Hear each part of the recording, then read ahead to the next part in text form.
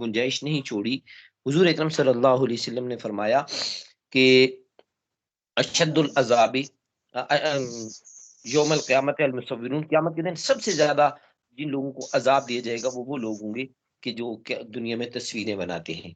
ये हदीस है, तस्वीर हराम है। दूसरी चीज़ हुजूर अकरम सल्लल्लाहु अलैहि वसल्लम ने ये फरमाया कि जो आदमी दुनिया में तस्वीर बनाता है, क़यामत के दिन इस तस्वीर समेत इसको दोज़ख में डाल दिया जाएगा और ये कहा जाएगा कि चलो तुम इस तस्वीर में रूह डालो। जब तक रूह नहीं डालोगे उस वक़्त तक तुम जहन्नम के अंदर रहोगे। हुज़ूर सल्लल्लाहु अलैहि वसल्लम फरमाते हैं ये डाल ही नहीं सकेगा उसमें रूह। तस्वीर के लिए हुक्म ये है। लेकिन आगे दूसरी बात ये कि तस्वीर की डेफिनेशन क्या है? तस्वीर की तारीफ क्या है? कि हदीस में आता है ना कि तस्वीर बनाना जायज़ नहीं है। अब तस्वीर किसको कहते हैं? ये एक अलग बहस है। इस पे जाके फिर आगे इज्तिहादी एतबार से इख्तिलाफ हो जाता है।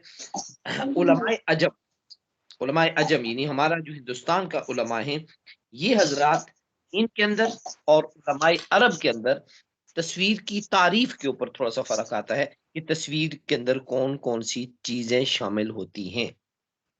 उलमाए अरब इस चीज़ के कायल हैं कि तस्वीर से मुराद वो मुजस्समा होता है। मुजस्समा जैसे ये बुत सा बन गया और उसको बाकायदा से उसकी लंबाई, चौड़ाई, ऊँचाई सारा कुछ होता है, वो ये मुराद है।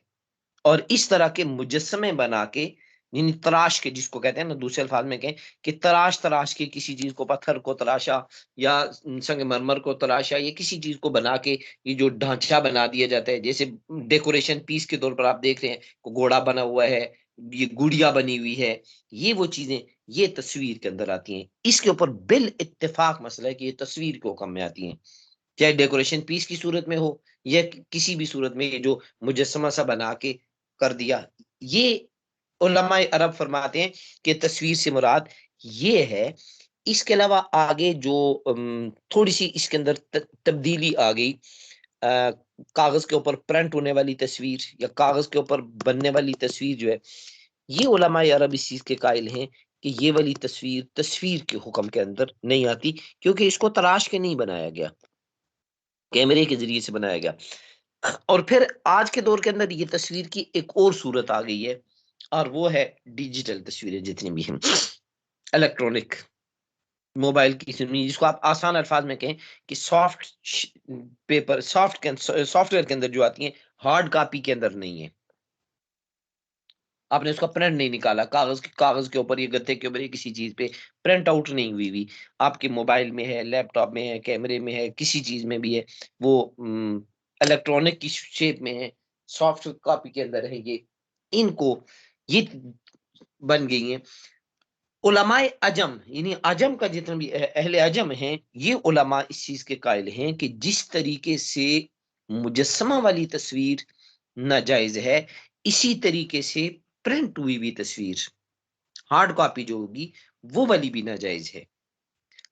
अब ये तीसरी जो बन गई है बीच में इलेक्ट्रॉनिक में, डिजिटल में या सॉफ्ट कॉपी जितनी भी है, जो आपके मोबाइल की हद तक है, लैपटॉप, कंप्यूटर इन चीज़ों की हद तक है या वो मूवी कैमरा जो होगा मूवी बन रही होती है। अब से कुछ वक़्त पहले जो मूवी होता था वो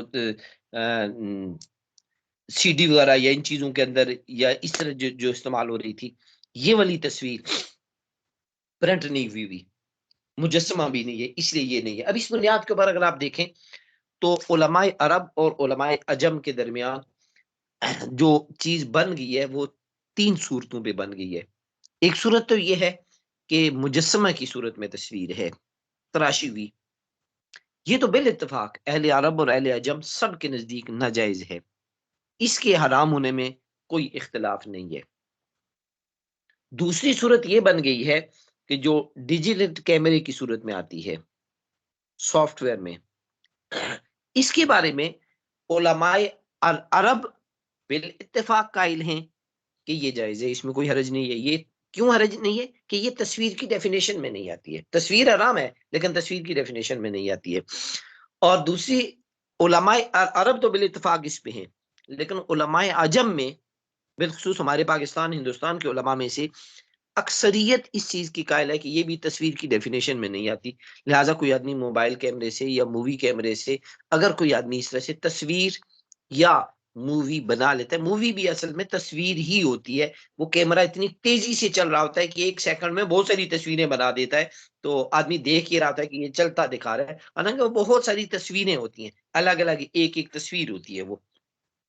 تو وہ بھی اسی حکم میں آتی ہے. تو یہ علماء عجم کی اکثریت اس چیز کی قائل ہے کہ یہ جائز ہے. چند علماء اس کو بھی ابھی تک ناجائز کہہ رہے ہیں، لیکن اکثریت اور جمہور علماء اس کے جواز کے قائل ہیں.